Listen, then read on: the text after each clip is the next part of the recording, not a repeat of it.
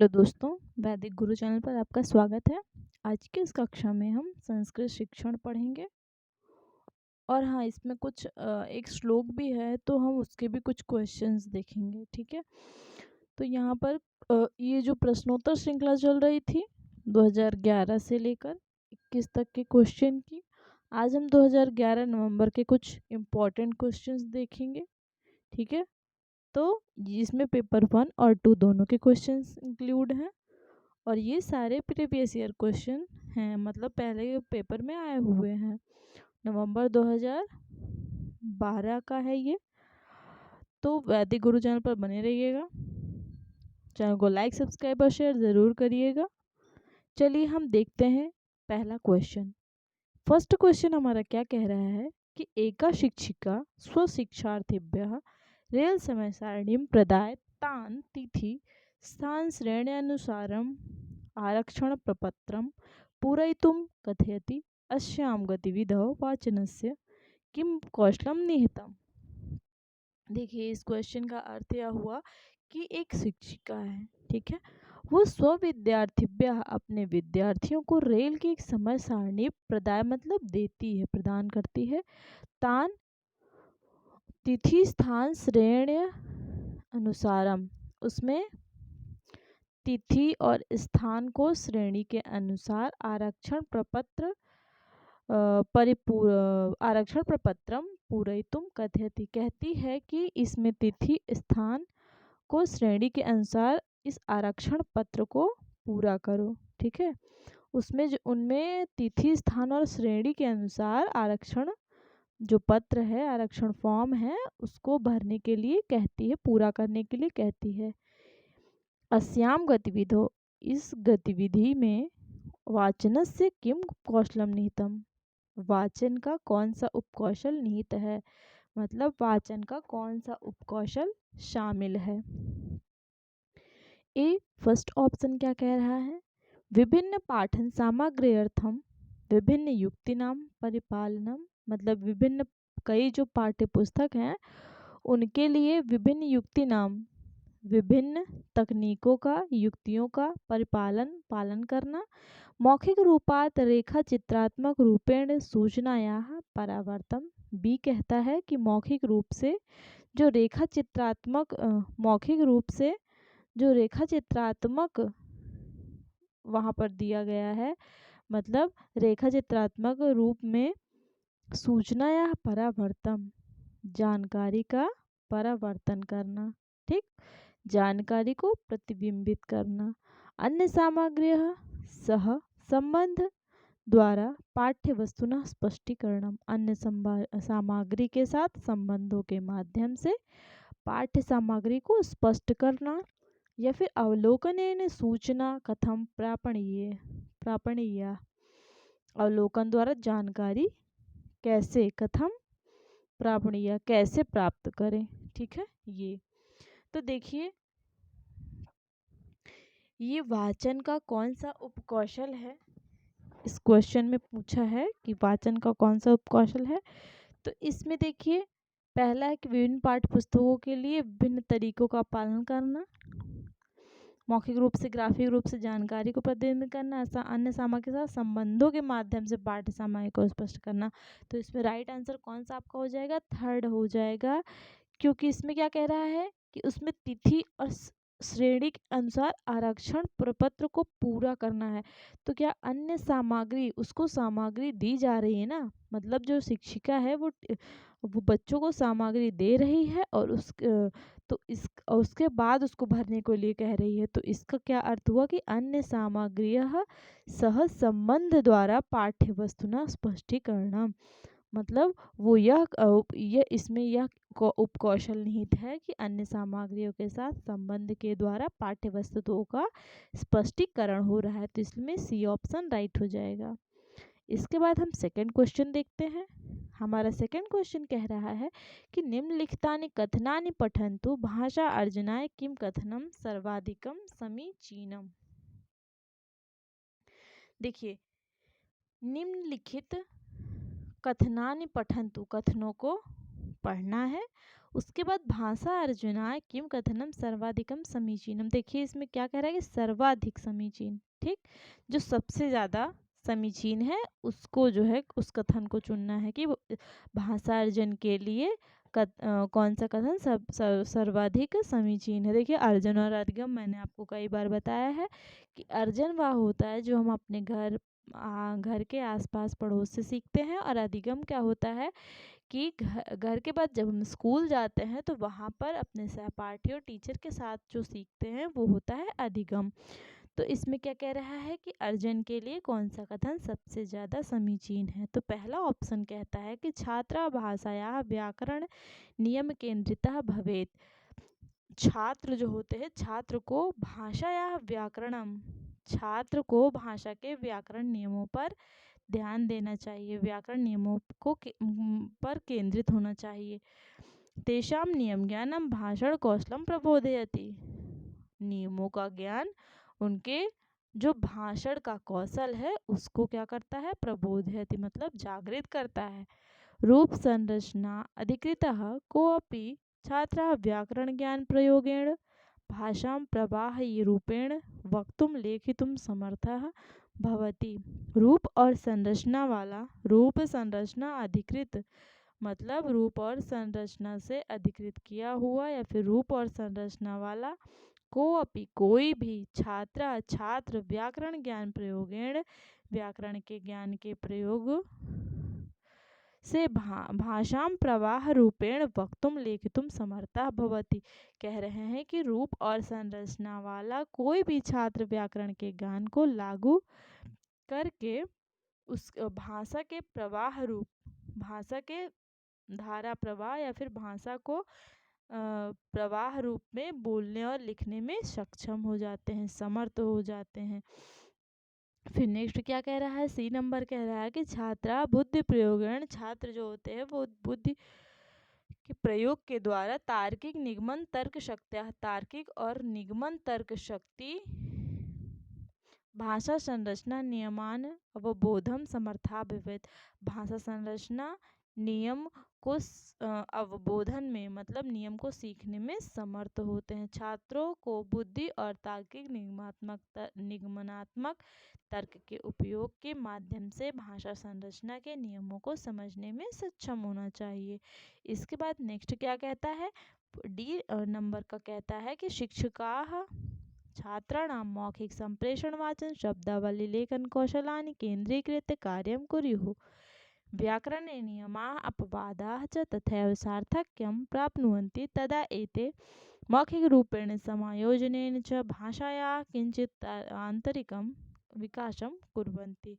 शिक्षकाः छात्राणां मौखिक संप्रेषण, शिक्षकों के छात्रों के जो मौखिक संप्रेषण मतलब जो विचारों का आदान प्रदान, भाषा का आदान प्रदान होता है, कह रहे हैं कि शिक्षिका छात्राणाम, शिक्षकों को छात्रों के जो मौखिक संचार है, मौखिक संप्रेषण, वाचन शब्दावली के लेखन कौशलानि, उनके जो लेखन कौशल हैं उस पर केंद्रीकृत कार्यम कुर्युः, उस पर ध्यान देकर कार्य करना चाहिए।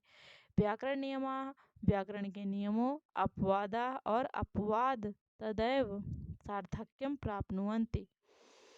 व्याकरण के नियम और अपवाद जो हैं तभी सार्थक होते हैं यदा जब एते मौखिक रूपेण, जब इसे मौखिक रूप से समायोजनेन, समायोजन रूप से भाषा या किंचित, भाषा का किसी रूप में आंतरिकम विकासम कुर्वन्ति।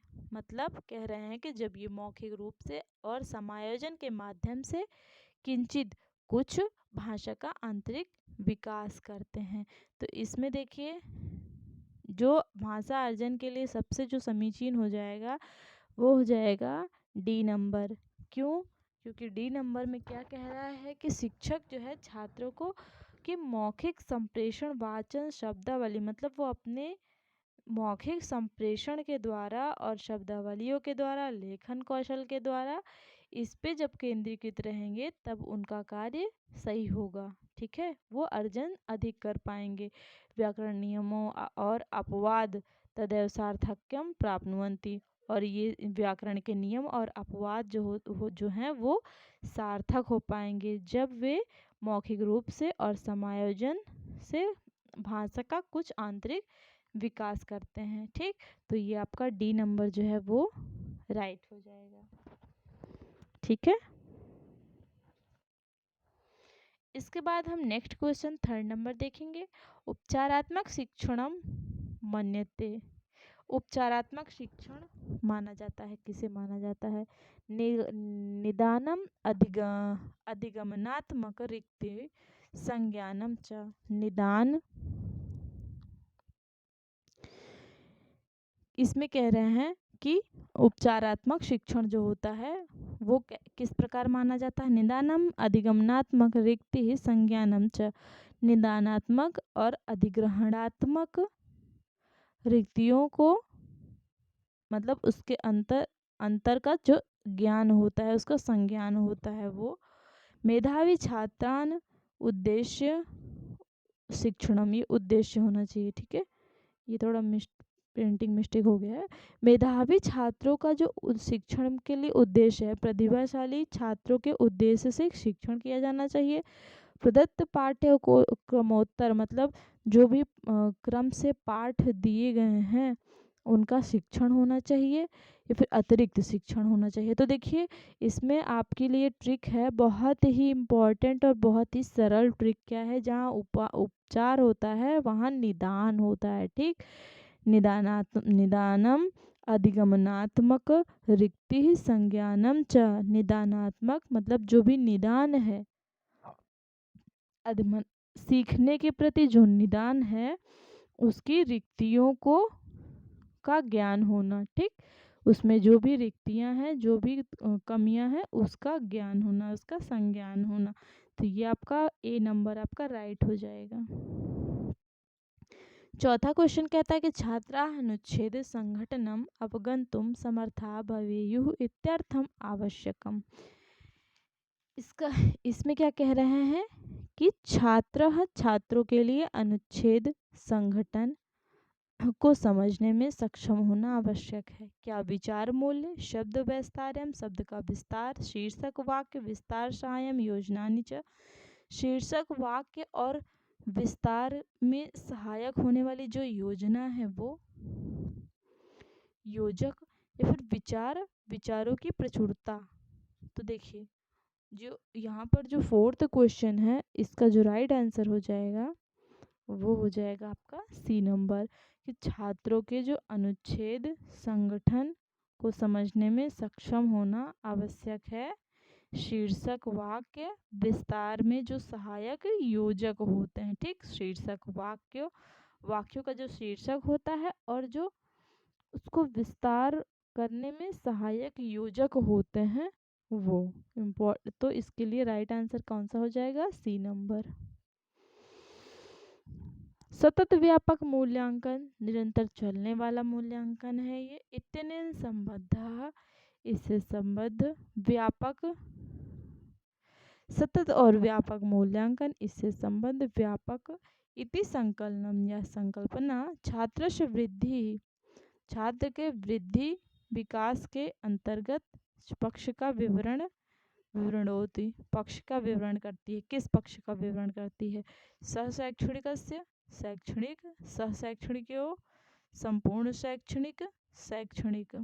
तो देखिए सतत और व्यापक मूल्यांकन क्या होता है? अनवरत चलने वाला जो क्रम है। सतत एवं व्यापक मूल्यांकन ये जो है छात्रों के वृद्धि और विकास के समस्त क्षेत्रों का सतत एवं नियमित आकलन होता है। ठीक, कि वो किस प्रकार से आगे बढ़ रहे हैं उनमें, मतलब लगातार करने वाला मूल्यांकन। जैसे 1 महीना बीता, हमने पढ़ाया उनको, 1 महीना बीता, हमने उनका आकलन किया। ठीक, उनको कुछ भी क्वेश्चन, थोड़े बहुत क्वेश्चंस दे दिए, फिर उसके आंसर करने के लिए बोला हमने। तो ये क्या हो जाता है? ये सतत और व्यापक मूल्यांकन है। सतत का अर्थ क्या होता है? लगातार, और व्यापक का अर्थ तो आप जानते ही हो। तो ये शैक्षणिक और सह शैक्षणिक रूप से जो है वो पक्ष का विवरण करती है। किसका? शैक्षणिक और सह-शैक्षणिक। तो इसका राइट आंसर आपका कौन सा हो जाएगा? B number. 6 क्वेश्चन आप देखोगे, कक्षायां मिश्रित योग्यता समूह स एव यत्र। ऐसा कह रहे हैं कि कक्षा में जो मिश्रित योग्यता समूह है, ठीक है, मिश्रित योग्यता समूह वही है जहाँ पर जहाँ पर विभिन्न राष्ट्र संबद्ध छात्रा मिलित्वा पठन्ति। विभिन्न राष्ट्र के में जो संबद्ध छात्र हैं वो मिलकर पढ़ते हैं। मतलब समस्त राष्ट्र के जो छात्र हैं वो मिलकर पढ़ते हैं। समाजस्य विभिन्न स्तर संबद्धा छात्रा मिलित्वा पठन्ति। समाज के विभिन्न स्तर के जो छात्र हैं, चाहे वो निम्न स्तर का हो, चाहे वो जो है उच्च स्तर का हो, सभी छात्र मिलकर पढ़ते हैं। फिर मंदगति शिक्षार्थिनः उच्च उपलब्धि प्राप्ताः च मिलित्वा पठन्ति। मंदगति जो स्लो लर्नर है, जो धीरे पढ़ते हैं, ऐसे शिक्षार्थी और उच्च उपलब्धि प्राप्त करने वाले मिलित्वा मिलकर पढ़ते हैं। बालका बालिका च मिलित्वा पठन्ते। लड़के लड़कियां सब मिलकर पढ़ते हैं। तो देखिए ये मिश्रित वाला, इसमें राइट आंसर क्या हो जाएगा कि मिश्रित योग्यता समूह का अर्थ होता है एक क्या कह सकते हैं उसको, जिसमें मंद गति और जो उच्च उपलब्धि प्राप्त करने वाले छात्र हैं ये दोनों मिलकर पढ़ सके। ठीक है, तो इसमें राइट आंसर को क्या हो जाएगा? ये हो जाएगा सी नंबर। ये एक तरह का आपका समावेशी शिक्षा हो जाएगा। ठीक, कौन सी शिक्षा? समावेशी शिक्षा, जिसमें हर तरह के छात्र मौजूद होते हैं, इंक्लूड होते हैं। तो इसमें राइट आंसर मिश्रित योग्यता में क्या हो जाएगा? मंदगति और उच्च उपलब्धि प्राप्त करने वाले। निम्नलिखितेषु किम कथनम असमीचीनम। इसमें पहले तो आपको जब एग्जाम में आएगा तो क्वेश्चन अगर असमीचीन है तो उसमें आप गोला कर लोगे, ठीक है, ताकि आपको उसको कंफ्यूज ना हो बिल्कुल भी। संप्रेषणात् ये क्या कह रहा है कि इसमें से कौन सा कथन असमीचीन है, मतलब मैच नहीं करता है। संप्रेषणात्मक शिक्षणम मूलतः उत्पादक कौशलयोः यथा भाषणस्य लेखनस्य च समृद्ध्या असंबद्धम। क्या कह रहे हैं कि जो संप्रेषणात्मक शिक्षण है मूलतः उत्पादन कौशलयोः, संप्रेषणात्मक शिक्षण मूलतः उत्पादक कौशल यथा जैसे भाषण से लेखन से च, भाषण और लेखन का समृद्ध संबद्ध, मतलब उसकी समृद्धि को संबद्ध करता है। बी नंबर कहता है कि संप्रेषणात्मक शिक्षण जो होता है वो मूलतः व्याख्यान अभिव्यक्ति के द्वारा जो अर्थ का स्पष्टीकरण होता है उससे संबद्ध होता है। सी नंबर कहता है कि संप्रेषणात्मकम शिक्षणम व्यवहारिक जीवने भाषा प्रयोगम लक्ष्यीकरोति। संप्रेषणात्मक शिक्षण व्यवहारिक जीवन के भाषा का प्रयोग को लक्ष्य करता है कि हम अपने व्यवहारिक जीवन में किस प्रकार से भाषा का प्रयोग करेंगे। डी नंबर कहता है कि संप्रेषणात्मकम शिक्षण मूलतः वर्तन्य। संप्रेषणात्मक शिक्षण जो होता है वो मूलतः वर्तनी और भाषा के नियमों के द्वारा, वर्तनी और भाषा को नियमों के द्वारा शब्दावलियों को व्याकरण नियमानाम शब्दावली और व्याकरण के नियमों के शिक्षण से संबद्ध करती है। ठीक, क्या कह रहे हैं कि संप्रेषणात्मक शिक्षण जो होती है वो मूलतः वर्तनी और भाषा नियमों के द्वारा, वर्तनी और जो भाषा हमारी वर्तनी मतलब हम जो बोलते हैं उसको और भाषा को नियमों के द्वारा और शब्दावली और व्याकरण के नियमों को शिक्षण से संबद्ध करती है, शिक्षण से जोड़ती है। तो देखिए इसमें जो आपका राइट आंसर हो जाएगा, इसमें हो जाएगा डी नंबर। संप्रेषणात्मक शिक्षण का अर्थ क्या होता है कि हम अपने विचारों का, भावों का जो आदान प्रदान करते हैं, संप्रेषण करते हैं, चाहे वो सामाजिक स्तर से हो चाहे वो पारिवारिक स्तर से हो। ठीक है, तो संप्रेषणात्मक शिक्षण ये होता है। तो इसमें क्या कर रहा है कि मूलतः वर्तनी और भाषा को नियमों के द्वारा शब्दावली और व्याकरण के नियमों, शब्दावली और व्याकरण नियमों के द्वारा शिक्षा से संबद्ध होता है। तो संप्रेषणात्मक शिक्षण जो होता है वो हम खुलकर, ठीक है, खुलकर अपने विचारों का आदान प्रदान करते हैं। इसमें संचारी शिक्षा अनिवार्य रूप से बोलने और लिखने जैसे उत्पादक कौशल के संवर्धन से जुड़ी होती है। ये वाला आपका इसमें पॉजिटिव हो जाएगा। इसमें व्याख्यान अभिव्यक्ति क्या करते हैं, अभिव्यक्ति करते हैं ना संप्रेषण के द्वारा, तो इसमें पॉजिटिव में ये भी हो जाएगा आपका। और अर्थ का स्पष्टीकरण भी किया जाता है और व्यवहारिक जीवन में इसका प्रयोग होता है। तो देखिए ये भी सही है, ये भी सही है, लेकिन ये जो है वो असमीचीन है, क्योंकि देखिए इसमें नियम ये सब चीज़ें ज़्यादा है, व्याकरण नियम, तो हम इसका बहुत ज़्यादा ध्यान नहीं देते हैं, ठीक है। तो आपका राइट आंसर डी हो जाएगा, क्योंकि ये असमीचीन है।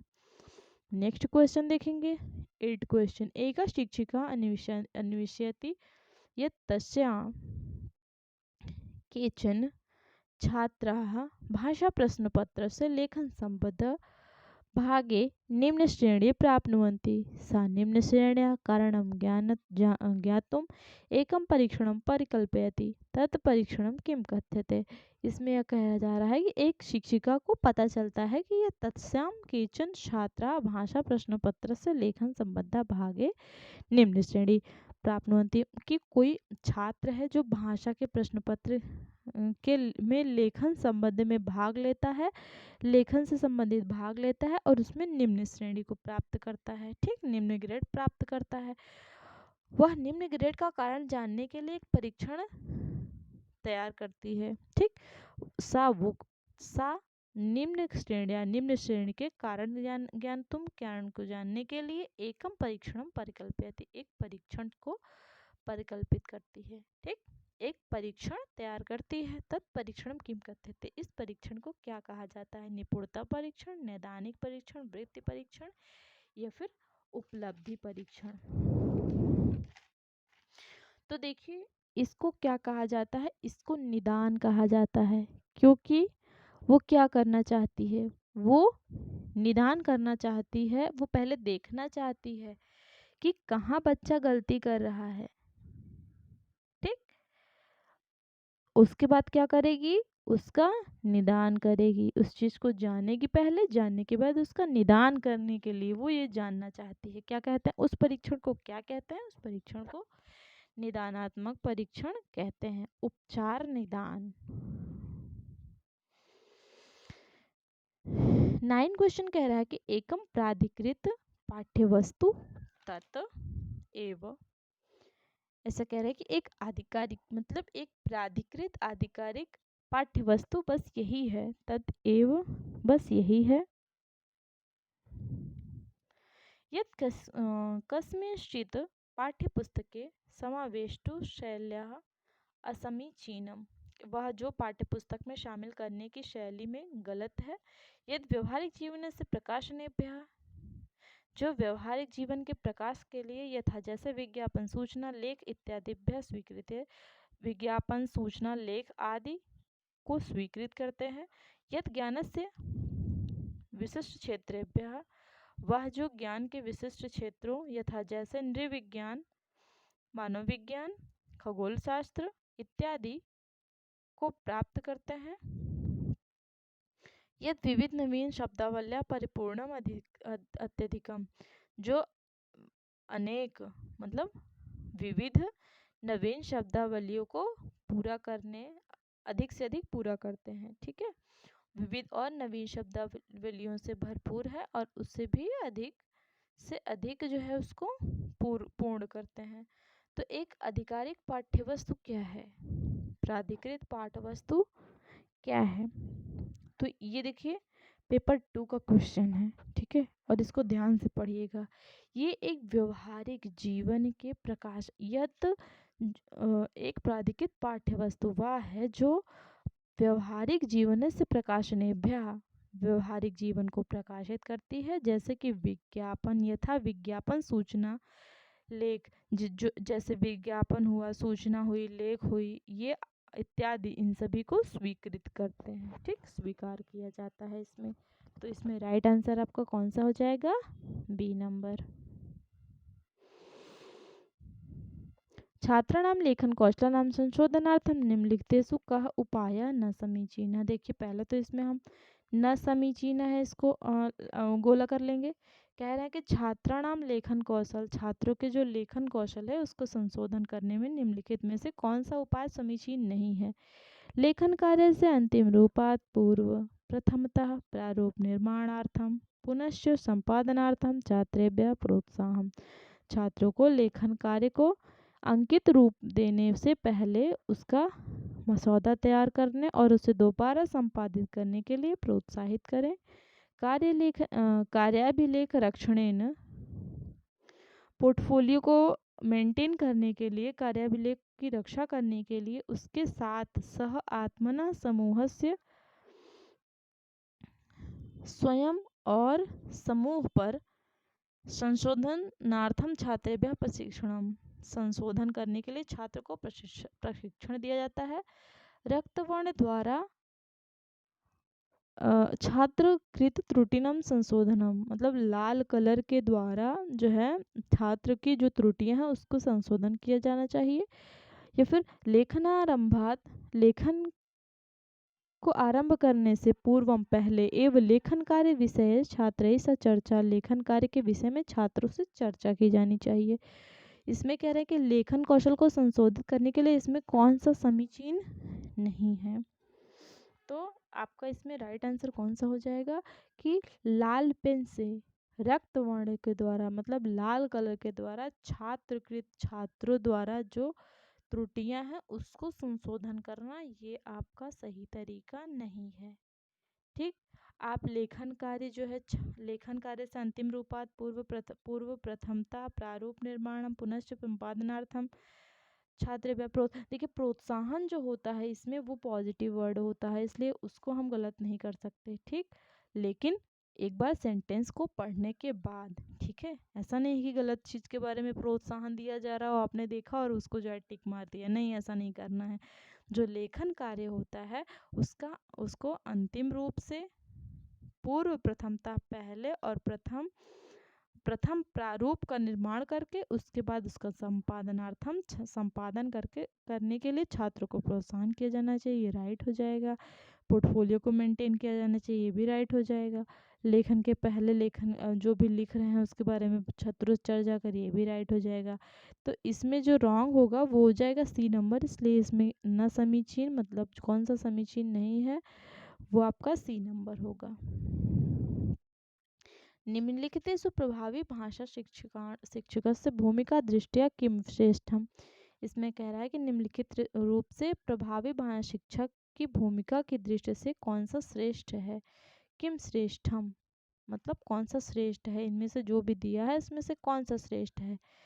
व्यवस्थित शिक्षण अधिगमन प्रक्रियार्थम अनुशासित भूमिका, व्यवस्थित सीखने और अधिग्रहण प्रक्रिया के लिए अनुशासित भूमिका।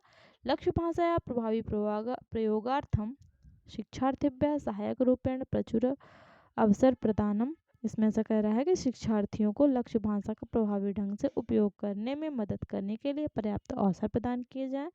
प्रत्यदर्श रूप से ज्ञानस और ज्ञानस्य ज्ञान के उद्गम स्थलियों, उसका जो उद्गम स्थल है उसके स्वरूप का निर्धारण करना। प्रत्येक बिंदु को अधिकृत करके चेष्टा पूर्वम, अपनी चेष्टा के द्वारा, व्याख्या के द्वारा आद्योपांत शिक्षणम, अंत तक उसको पढ़ना। ठीक है, शुरू से अंत तक उसको पढ़ना। प्रत्येक बिंदु को अधिकृत करके अपनी चेष्टा के द्वारा व्याख्या करके शुरू से अंत तक शिक्षण करना। ठीक है, पढ़ाना, उसको पढ़ाना बच्चों को। तो देखिए इसमें जो राइट आंसर आपका हो जाएगा वो आपका हो जाएगा कि लक्ष्य भाषा। ठीक है, प्रभावी भाषा शिक्षक की भूमिका दृष्टि से जो श्रेष्ठ है वो होगी लक्ष्य भाषा को प्रभावी और प्रयोग के द्वारा शिक्षार्थिभ्यः सहायक रूपेण प्रचुर अवसर प्रदानम। शिक्षार्थियों को क्या करना चाहिए, शिक्षार्थियों को सहायक रूप से प्रचुर अवसर, ज़्यादा से ज़्यादा अवसर प्रदान किए जाए। ठीक, तो आपका इसमें ये भी ट्रिक होगा कि ज़्यादा से ज़्यादा जब बच्चों को अवसर प्रदान किया जाता है, बच्चों को इंक्लूड किया जाता है, तो वो आपका जो है वो राइट हो जाता है। ठीक, पॉजिटिव में, निगेटिव में नहीं। जो पॉजिटिव अगर दिया हो क्वेश्चन तो ये पॉजिटिव आंसर आपका होगा, बी राइट होगा। 12 क्वेश्चन में स्वाधिगमनस्य कृते छात्रोत्तरदायित्वं संदर्भ निम्नलिखितेषु किम असमीचीना। इसमें भी असमीचीन क्या है वो देखिए। इसमें कह रहा है कि स्व अधिग्रहण के लिए, अधिगम के लिए कृते कौन से छात्र के उत्तरदायित्व के संदर्भ में निम्नलिखित में से कौन सा असमीचीन है। ठीक, समीचीन नहीं है। तो अधिकाधिक प्रश्नान प्रष्टुम छात्रेभ्यः प्रोत्साहन, ज़्यादा से ज़्यादा छात्रों को प्रश्न पूछने के लिए प्रोत्साहित करना। सृजनात्मक अभिव्यक्त्यर्थम, सृजनात्मक अभिव्यक्ति के लिए प्रविधि एकीकरण करना। ठीक है, प्रविधियों का एकीकरण करना, तकनीकों का एकीकरण करना। छात्राणां भाषा कौशलानां, छात्रों के भाषा कौशल के संशोधनार्थम, संशोधन के लिए अधिक से अधिक गृह कार्यम प्रयोजना कार्यम प्रदत्त कार्य प्रदानम, गृह कार्य, प्रयोजन कार्य और प्रदत्त कार्य प्रदानम मतलब होमवर्क देना। ते श्रेष्ठ रूपेण कथम अवगंतुम, छात्रों को ऐसा कह रहे हैं कि ते श्रेष्ठ रूपेण कथम अवगंतुम समर्था भवेयु इत्यस्य निर्णयार्थम छात्रेभ्यः प्रोत्साहनम, छात्रों को यह निर्णय लेने के लिए प्रोत्साहित करें कि वे बेहतर तरीके से कैसे समझ सकते हैं। ठीक, छात्रों को बेहतर तरीके से समझने के लिए खुद से निर्णय लेने के लिए प्रोत्साहित करें। तो स्व अधिगम, खुद से सीखने के लिए। ठीक है, कौन क्या कह रहे हैं इसमें कि स्वाधिगम, खुद से सीखने के लिए। तो इसमें क्या करेंगे, छात्रों के जो भाषा कौशल है उसको संशोधनार्थम, उसका संशोधन करने के लिए, संशोधन के लिए अधिक से अधिक गृह कार्य, प्रयोजन कार्य, प्रदत्त कार्य प्रदानम, प्रयोजन कार्य। ठीक है, घर पे उसका प्रयोजन बनाएं, उसको गृह कार्य दें, ये सब चीज़ें करना चाहिए। इससे वो बच्चा जो है वो खुद से सीखेगा। ठीक, डिपेंड होके सीखेगा, खुद से स्व अधिगम करेगा, किसी पे डिपेंड नहीं रहेगा। तो ये आप छात्र को उत्तरदायित्व ऐसा देना चाहिए कि ज़्यादा से ज़्यादा उसको गृह कार्य इस तरह देना चाहिए कि जिसमें वो प्रयोजन कार्य हो। ठीक, राइट आंसर इसमें सी नंबर। देखिए 12 में देख लिया आपने कि 12 में ये आपका सी नंबर राइट होगा। ठीक है, 13 में देखेंगे तो इसमें कह रहा है कि सफल भाषा शिक्षिका जो होती है वो ऐसा सफल भाषा शिक्षिका विश्वसिति यत्तस्याः सर्वे छात्र लक्ष्य भाषा प्रभावी रूपेण अधिगंतुम समर्था भवे इत्यदर्थम मुखर मौन वाचन नाटकीकरण संगीत कला चित्रांकन प्रतिमान निर्माण भूमिका निर्माण इत्यादीनां प्रविधीनां प्रयोगस्य आवश्यकता भवे तस्य विश्वासे का सिद्धांता निहिता। जो सफल भाषा शिक्षिका है, एक सफल भाषा शिक्षिका है। ठीक, कोई एक सफल मतलब भाषा शिक्षिका है, भाषा की शिक्षिका है, वो ऐसा विश्वास करती है, वो ऐसा उसका ऐसा मानना है कि सर्वे छात्राः लक्ष्य भाषां प्रभावी रूपेण अधिगंतुम समर्था, सभी छात्र जो हैं, ठीक है, सभी छात्रों को लक्ष्य भाषा को प्रभावी ढंग से अधिगंतुम समर्थ, सर्वे छात्रा लक्ष्य भाषां प्रभावी रूपेण अधिगंतुम समर्था भवे, सभी ऐसा कहते हैं कि सभी छात्रों को लक्ष्य भाषा को प्रभावी ढंग से हासिल करने में सक्षम बनाने के लिए मुखर मौन वाचन नाटकीकरण संगीत कला चित्रांकन प्रतिमान निर्माण भूमिका निर्वहन आदि प्रविधियों का प्रयोग करने की आवश्यकता है। ठीक, अगर लक्ष्य भाषा को प्रभावी बनाना है तो इन सब चीज़ों को प्रयोग में लाने की आवश्यकता होती है। ठीक, जब हम प्रयोग करेंगे तभी हम चीज़ों को अच्छे से सीख पाएंगे। तस्य विश्वास है, उसका यह विश्वास का सिद्धांत निहित है, किस सिद्धांत में निहित है। तो इसमें पहला ऑप्शन क्या कहते हैं, भाषा या स्वाभाविक अधिग्रहण, भाषा का स्वाभाविक अधिग्रहण, बहुआयामी बुद्धि कौशलेन भाषार्जनम, बहुआयामी बुद्धि कौशल भाषार्जन है ये। या फिर भाषा शिक्षुड़े प्रत्यक्षोपागमस्य प्रयोगः, भाषा शिक्षण में जो प्रत्यक्ष उपागम है उसका प्रयोग है। भाषा अधिगमने संरचनात्मक उपयोग से सिद्धांत, ये सिद्धांत है, ठीक है, सिद्धांत। भाषा अधिगम ने भाषा के अधिगम में जो संरचनात्मक उपयोग का सिद्धांत है ये है। तो देखिए ये जो आपका 13 क्वेश्चन का क्वेश्चन है, इसका जो राइट आंसर हो जाएगा वो हो जाएगा इसका डी नंबर, क्योंकि जो इसमें किसका प्रयोग हो रहा है, कौन सा सिद्धांत निहित है, इसमें भाषा अधिगमन, भाषा के का अधिगम किया जा रहा है, उसके अधिगम में जो संरचनात्मक उपयोग है वो सिद्धांत इसमें निहित है, ठीक। भाषा अधिगमने संरचनात्मक उपयोग से सिद्धांत, डी नंबर राइट हो जाएगा। 14 क्वेश्चन देखेंगे। अधोलिखित लिखित कौशलेषु औपचारिक रूपेण लिखित परीक्षायां किम न परीक्षितुम शक्यते। अधोलिखित मतलब नीचे जो लिखा हुआ है, इसमें से कौन सा कौशल औपचारिक रूप से लिखित परीक्षा में नहीं किया जा सकता है। परीक्षितुम किम न परीक्षितुम शक्यते, इसका ऐसा कौन सा कौशल है जिसका परीक्षण औपचारिक लिखित परीक्षा में नहीं किया जा सकता है। अपरिचित शब्दानाम अर्थ विज्ञानम, ए कह रहा है कि अपरिचित शब्दों का अर्थ जानना, या फिर बी कह रहा है कि मनोरंजनार्थम गहन वाचनम, मनोरंजन पूर्ण से मतलब मनोरंजन के साथ गहन वाचन करना। रेखा चित्रेभ्य क्रिया रूपे शाब्दिक सूचना परावर्ती, रेखा चित्रों से क्रिया रूप में शाब्दिक सूचना का परावर्तन करना, उल्टाव करना। फिर डी नंबर क्या था कि विशिष्ट सूचना कृते, विशिष्ट जानकारी के लिए, सूचना के लिए पठन कौशल।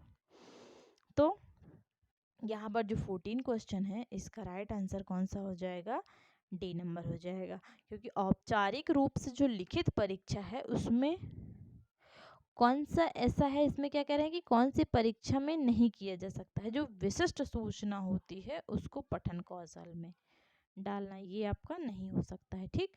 अपरिचित शब्दों को अर्थ जानना ये हो सकता है, मनोरंजन को गहन वाचन हो सकता है, रेखा चित्र क्रिया रूप में शाब्दिक सूचना को का उल्टाव करना ये हो सकता है, लेकिन डी नंबर जो है ये राइट नहीं हो सकता, इसलिए निगेटिव है, तो इसमें भी निगेटिव पूछा है, तो इसलिए राइट आंसर डी नंबर। इसके बाद 15 क्वेश्चन देखेंगे हम। 15 क्वेश्चन क्या कहता है कि एनसीईआरटी इति संस्था प्रकाशिता राष्ट्रीय पाठ्यचर्चा रूप के रेखा अधिगम क्षेत्रे रचनात्मक उपागमस्य अनुमोदनं करोति, निम्नलिखितेषु किं कथनं भाषा शिक्षण क्षेत्रे अस्य उपागमस्य भावं श्रेष्ठ रूपेण प्रतिपादयति। कह रहे हैं कि एनसीईआरटी इति संस्था है उसके द्वारा जो प्रकाशित राष्ट्रीय पाठ्यचर्या रूपरेखा 2005 अधिगमन क्षेत्र रचनात्मक उपागम, ये क्या कहता है कि अधिगम क्षेत्र में रचनात्मक उपागम जो है वो उसका अनुमोदन करता है, ठीक। निम्नलिखित में से कौन सा कथन ऐसा है जो भाषा शिक्षण के क्षेत्र में इस उपागम के भाव को श्रेष्ठ रूप से प्रतिपादित करता है। ए नंबर कहता है कि छात्रेभ्यः व्याकरण नियमानाम, छात्रों के व्याकरण नियमों को का शिक्षण जो होता है, एवं अधिगत ज्ञान से अधिकाधिकम अभ्यासः अध्ययनम, छात्रेण व्याकरण नियमानाम, छात्रों के का जो व्याकरण नियम है, शिक्षणम उसकी शिक्षा के लिए, एवं इसके अलावा अधिगत ज्ञान से जो अधिगत ज्ञान है उसका अधिक से अधिक अभ्यास करना, छात्रों को व्याकरण के नियम सिखाना और ज्ञान प्राप्त का अधिक से अधिक अभ्यास करना। बी कहता है ये कुछ नहीं है, अध्ययन कुछ नहीं। बी कहता है कि गहनतया साहित्य अध्ययनाय अभिप्रेरणम, गहन रूप से साहित्य अध्ययन के लिए प्रेरित करना, इत्यनेन, और इसके अलावा नवीन शब्दों के नवीन शब्दों और व्याकरण बिंदुओं को ज्ञातुम जानकर तेषाम सहायम, उसको सहायक रूप से बनाना, ठीक। कह रहे हैं कि साहित्य का गहराई से अध्ययन करने के लिए प्रेरित कर करके नए शब्द और व्याकरण बिंदु सीखने में मदद करना। सी कहता है कि विभिन्न श्रव्यदृश्य साधना नाम, श्रव्यदृश्य साधनों का प्रयोग करके अनुगमनात्मक कार्यण और अनुगमनात्मक कार्यों को नवीन शब्द रचना नाम नए शब्दों की रचना करने की शिक्षा देना। डी नंबर कहता है कि शिक्षार्थिनः पूर्व अधिगत ज्ञान है ना, पूर्व अधिगत जो पहले से पढ़ा हुआ ज्ञान है उसके साथ समायोजन करके समायोजन द्वारा नवीन शब्दान नए जो शब्द हैं और संरचनाम और संरचना के अधिगंतुम अभिप्रेरिताम उसके लिए अभिप्रेरित करना। भवि इत्यर्थम विभिन्न गतिविधिषु तेषां योजना।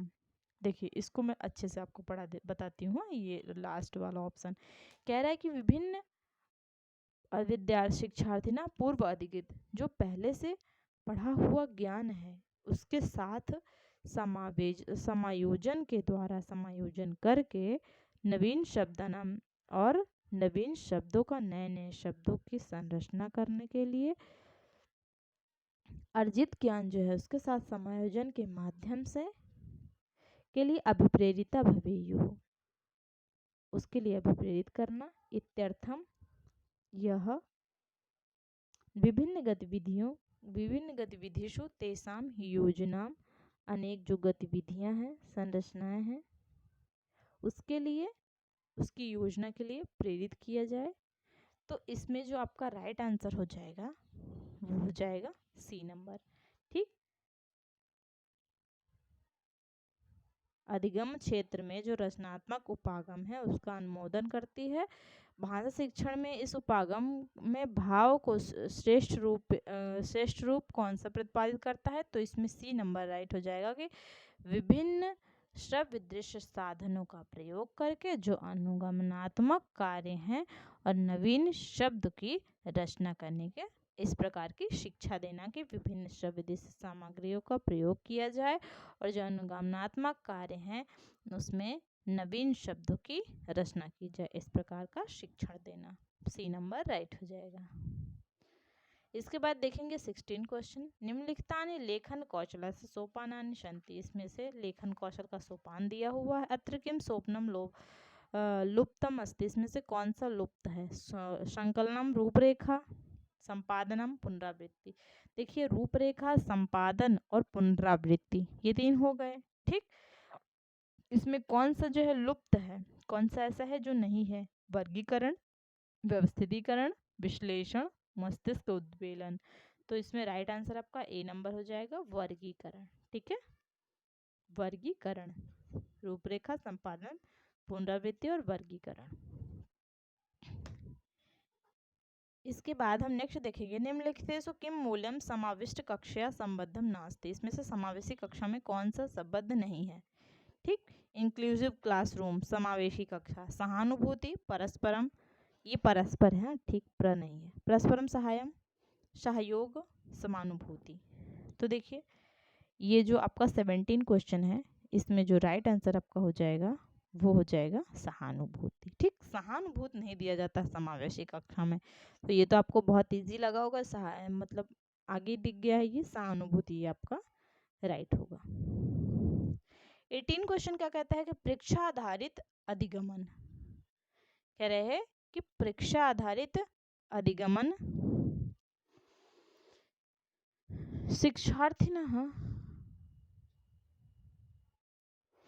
शिक्षार्थी स्वायत्ता प्रेरित। परीक्षा आधारित जो अधिगम है उसमें शिक्षार्थी जो है वो स्वायत्त प्रेरित स्वयं के द्वारा प्रेरित किए जाते हैं। छात्रेषु आलोचनात्मक चिंतन से पोषणम न करोति। छात्रों के जो आलोचनात्मक चिंतन है उसका पोषण नहीं किया जाता है, उसको बढ़ावा नहीं दिया सकता है।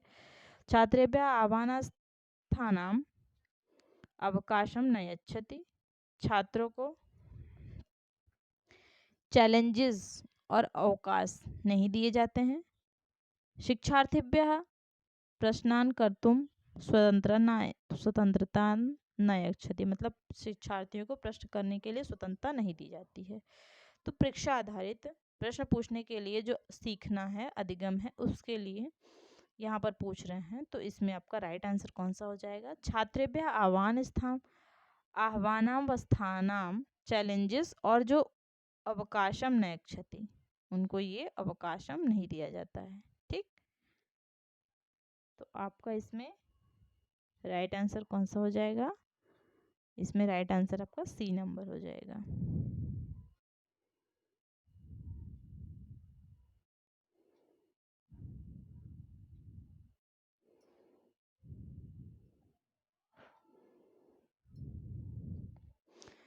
इसमें इसके बाद देखिए यहाँ पर श्लोक दिया हुआ है। अब हम श्लोक को पढ़ेंगे थोड़ा सा, ठीक है। ये एक श्लोक को पढ़ लेंगे। अस्त्युत्तरस्यां दिशि देवतात्मा हिमालयो नाम नगाधिराजा पूर्वापरो तो ये निधि वागाः स्थितिः पृथिव्याम् इव मानदण्डः अनंत रत्न प्रभवस्य यस्य हिमं न सौभाग्य विलोपि जातम् एको हि देशो गुणसन्निपाते निमज्जतीन्दो किरणेष्वि वांग। इसमें कह रहे हैं कि अस्त्युत्तरस्याम दिश देवतात्मा, उत्तर दिशा में हिमालयो नाम नगाधिराजा, उत्तर दिशा में हिमालय नामक देवताओं की आत्मा, ठीक है, वो नगाधिराज पर्वतों के राजा हैं, ठीक। पूर्वा परो तो ये निधि बगा है, जो पूर्व और पश्चिम दिशा में स्थिति दोनों समुद्र में पृथिव्याम एवं मानदंडा, ऐसा कह रहे हैं कि पूर्व और पश्चिम दिशा में स्थित दोनों समुद्रों में पृथ्वी के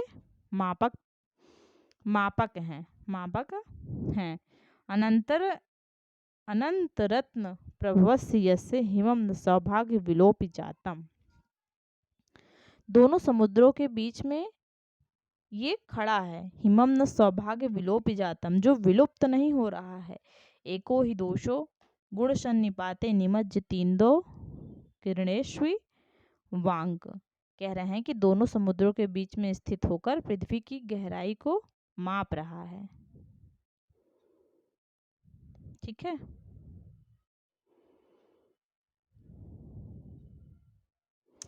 अब इसमें से कुछ क्वेश्चंस दिए गए हैं, वो आप देख लीजिए फटाफट।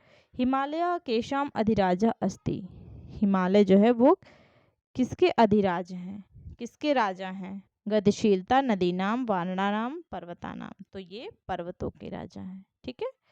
नगाधिराजा, यहाँ पर देखिए, यहाँ पर दिया हुआ था ना नगाधिराजा।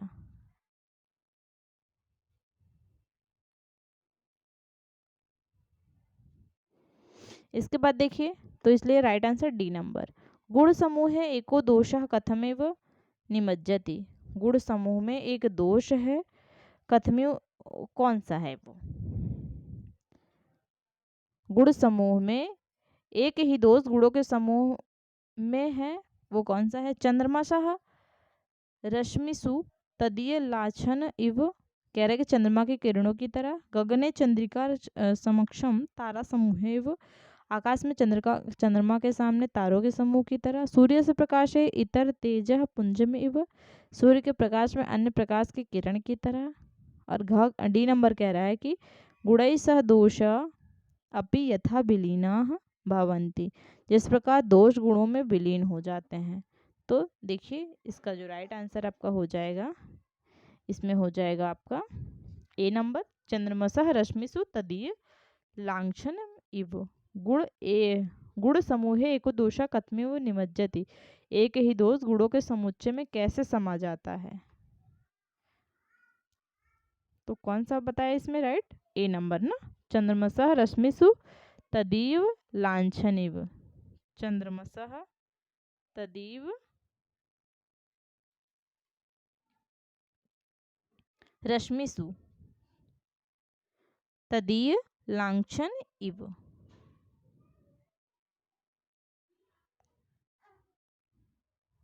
देखिए यहाँ पर लास्ट लाइन है ना, एको ही दोषो गुण सन्निपाते निमज्ज तीन्दो किरणेष्वि वांका। यहाँ पर किरण की बात कही गई है, तो चंद्रमा की जो किरणें हैं, ठीक है, चंद्रमा की किरणों की तरह एक ही दोष गुणों के समुच्चय में समा जाते हैं। इसके बाद देखिए नेक्स्ट क्या कह रहा है कि नैकशाम रत्ना नाम उत्पत्ति स्थानम किम, कह रहा है कि अनेक रत्नों की उत्पत्ति क्या है? नदी तटानी, नदी का तट, नगाधिराज हिमालय, या फिर खम, या फिर कंदरा। तो देखिए इसका जो राइट आंसर हो जाएगा वो हो जाएगा बी नंबर। नगाधिराजा हिमालय, पर्वत का जो राजा है हिमालय, वो क्या है? अनेक रत्नों की उत्पत्ति है। 22 क्वेश्चन, अस्मिन् श्लोके द्वये किम छंदः प्रयुक्तः, इसमें कौन सा छंद प्रयुक्त हुआ है? ठीक है, इसमें छंद की बात कही, कौन सा छंद प्रयुक्त हुआ है? तो इसमें उपजाति छंद का प्रयोग हुआ है। 23 कह रहा है कि स्थिति ही पद का प्रत्यय, स्थिति के लिए कौन सा पद कौन सा प्रत्यय है? तो इसमें देखेंगे हम राइट आंसर कौन सा है? अक्त प्रत्यय। ठीक है, स्थिति ही में अक्त प्रत्यय है। तोय निधि पदस्य अर्थः अस्ति, तोय निधि पद में का अर्थ क्या है? 24 ऑप्शन कह रहा है, 24 क्वेश्चन कह रहा है कि तोय निधि का अर्थ क्या होना चाहिए? इसका अर्थ है सागर। ठीक है, सागर। तोय निधि का अर्थ है सागर। नेक्स्ट क्लास में मैं इसका एक बार आपको अर्थ ज़रूर बताऊंगी। ठीक है, आज के लिए इतना ही रखते हैं। इस श्लोक का और अच्छे से व्याख्या मैं नेक्स्ट क्लास में करूंगी। आज के लिए इतना ही रखते हैं। वैदिक गुरु चैनल पर बने रहिएगा, चैनल को लाइक सब्सक्राइब और शेयर ज़रूर करिएगा। आज के लिए इतना ही, धन्यवाद।